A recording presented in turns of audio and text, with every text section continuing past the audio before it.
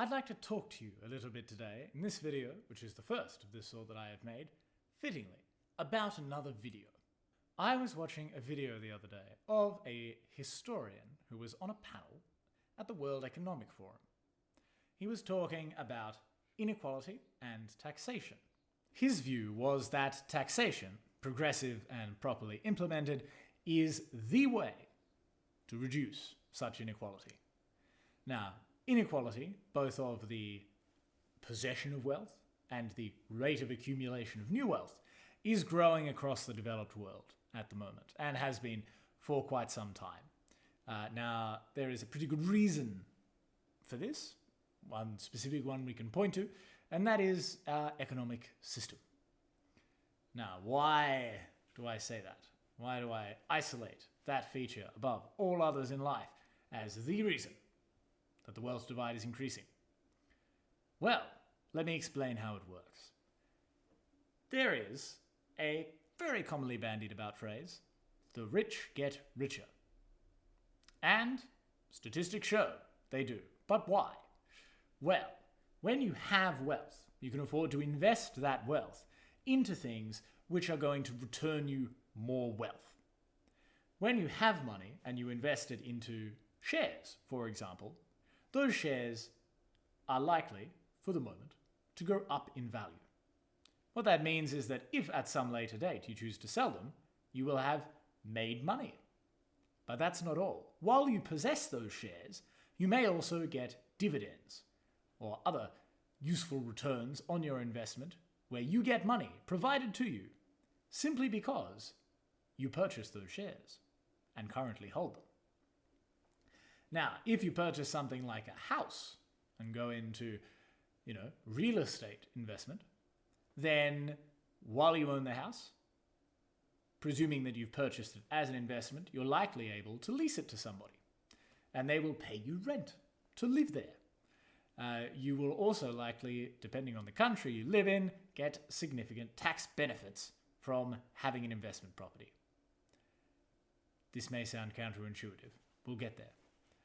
But essentially, you're likely to be able to pay less of your overall income because you are making money through an investment property and because you own that investment property. Now, later on, of course, you're likely to be able to sell the house. Now, currently, we're in a little bit of what you might call a housing crisis as part of a larger cost of living crisis, at least in my country, Australia, and I've read on the news the UK and the US as well, and I'm sure much of the developed world.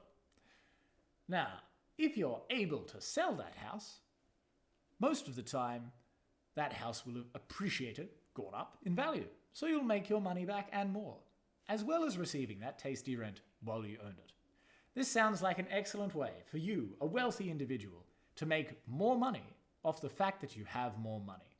And because you're making money, both when you sell the asset and while you have it, you're able to invest that money in making more money. You can think of it as a wealth-generating machine. The more you can feed in, the more you're able to get out, and then feed back in again. It's a loop, a self-perpetuating cycle. Now, you may have noticed this would be creating money. Is this happening? The creation of money? Well, to a small extent, yes. Governments do inject new money into ecosystems from time to time. Ecosystems, financial systems. But most of that money is actually wealth being transferred. And now you see, when you are a person who is not of the very affluent variety, then you are likely to pay most of your income towards things which do not return dividends in value. These things may include food, rent, fuel, having a child, things which do not directly reward you with income, but are instead simply a cost you are paying to continue to live. Hence cost of living crisis. Excellent memory. Now, when you pay most of your income towards these things, then you don't have much left with which you can invest into having more money. Now, of course, if you don't invest into things which make you more money, then your stream of wealth coming in, your income, if you like, is not going to increase The only way you can increase it is by getting a better job, for example. But there are only so many good jobs and better jobs to go around. Most people are going to, work a bit, find a job they like, and probably get paid at that rate for quite some time. After quite a while, they may go up a little bit in the rate that they get paid. Or, in today's slightly more precarious labour market, they might constantly be jumping from job to job, trying to find anything they can to get by. In those circumstances, you don't have a lot of spare money to invest in things that make money. Your income is solely reliant on the work you're doing. That's something of an unfair advantage, don't you think, for people who have wealth. More importantly, it's an unfair advantage for those who start with wealth.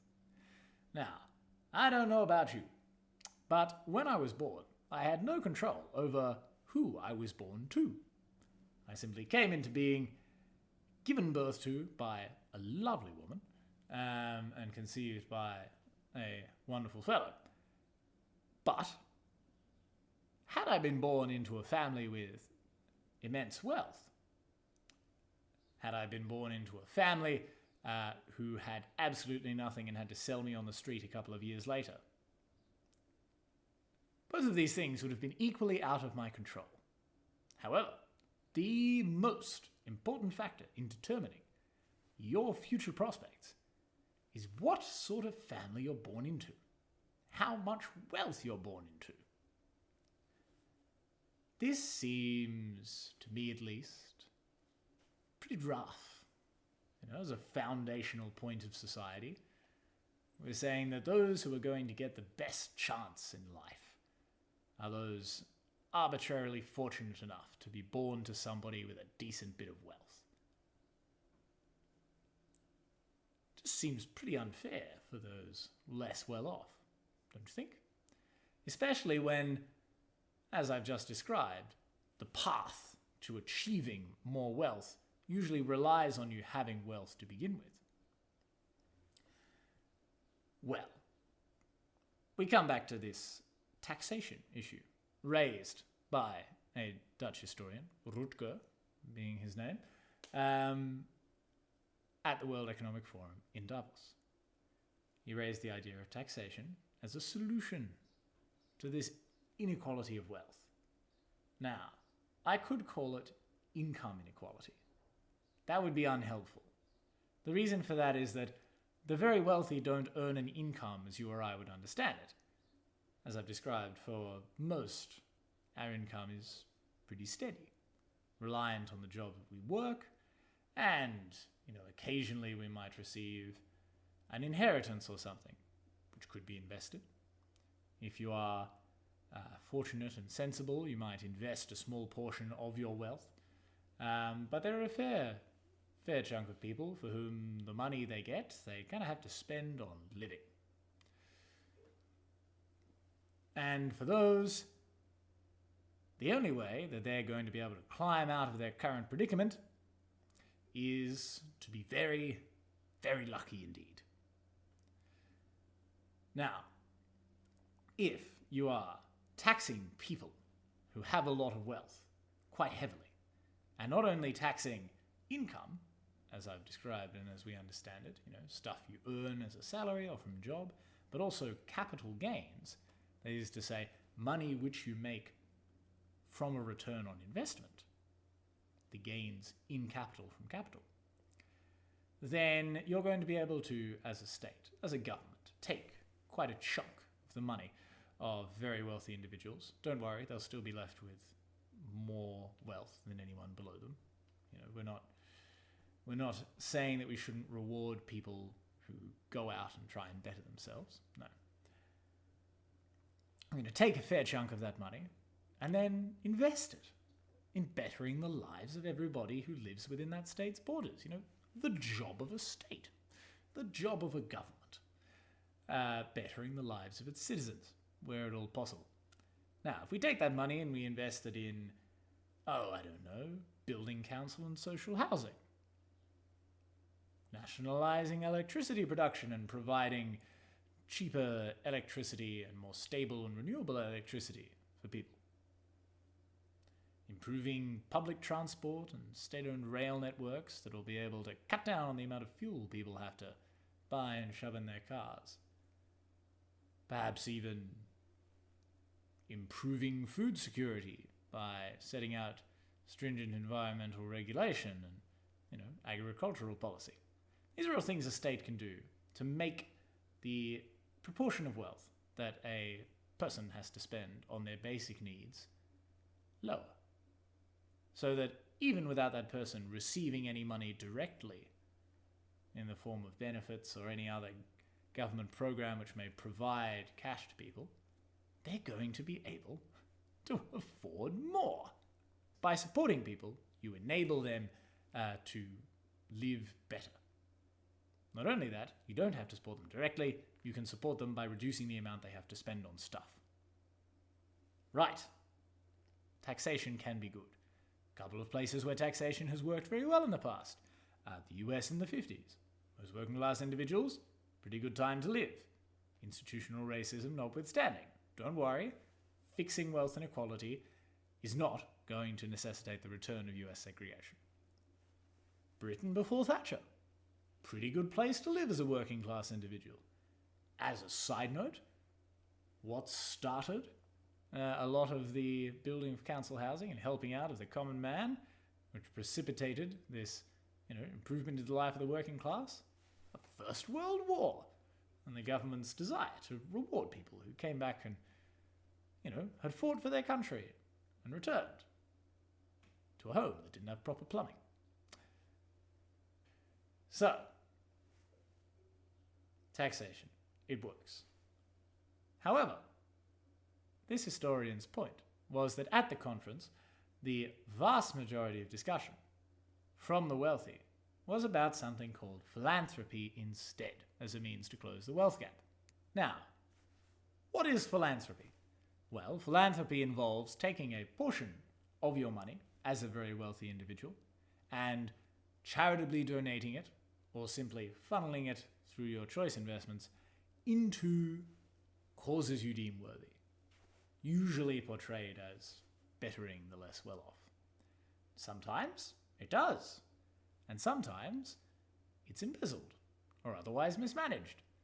And a lot of the times, the priorities of the super wealthy do not align with the priorities of the less wealthy. They live in very different worlds, have very different needs. Of course, these philanthropic gestures, if they come as charitable donations, are tax deductible or tax exempt. They come in different forms. And this, of course, allows the rich to write off the small portion of wealth that they are giving away in order to keep more of the wealth that they're not.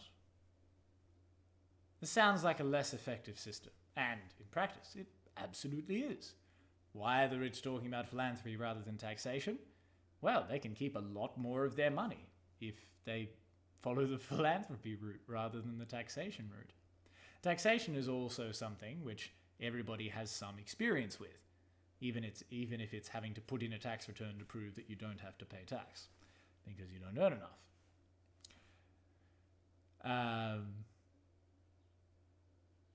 This is an issue that everybody is in some way familiar with, and that means that it is more felt by people.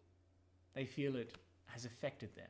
If you talk about tax reform, people associate tax with something that they have to deal with and something which is almost universally negatively viewed by individuals, which is a bit unfortunate. When you talk about philanthropy, it sounds good. Rich people giving wealth to less well-off people. That's what this taxation system was talking about facilitating anyway. The difference is that when you tax people, you are taxing them as a state, a government. You have priorities. The most important of which I believe I mentioned earlier, bettering the interests of their citizens, improving the lives of their citizens, bettering the people that live there. Lofty but worthy ambitions. The wealthy tend not to have these priorities, as one may note when a lot of wealthy individuals go into politics. And then a lot of political decisions seem to revolve around giving tax breaks to the wealthy. One suspects these things may be connected, or giving tax breaks to those who own several investment properties. One suspects that the fact that most high politicians own several properties has some impact on the legislation they're making here. Now, I've just said that legislation is being written, which is not necessarily in the interests of the common good. So, why am I advocating taxation? Well, taxation is going to lead to more equitable distribution of those assets. People seem to point to taxation and say, because the government is not necessarily always working in the interests of its citizens, taxing them and then spending tax money is a bad idea. But if you're allowing wealth to be siphoned off the wealthy through philanthropy, then you have far less control over where that wealth goes. At least the state is meant to be working in the interests of people, common people. At least the state is usually forced to appear as though it's interested in the common good. And at least there are those within the state, within the government of most developed countries, who are elected because they do, in fact, have the common good at heart. When you are relying on philanthropy to be the vehicle for wealth distribution, there's no interest in the common good. You're letting the super wealthy decide where their wealth goes. Taxation is not perfect. Governments are not perfect. But they are a hell of a lot better than philanthropy. Now, if philanthropy is not going to work, but you also don't like taxation, are there alternatives? Well, in the spirit of historianship, which started this video, and because I am myself a historian, we are going to talk about a historical example of another way of transferring wealth from the wealthy, linked to philanthropy.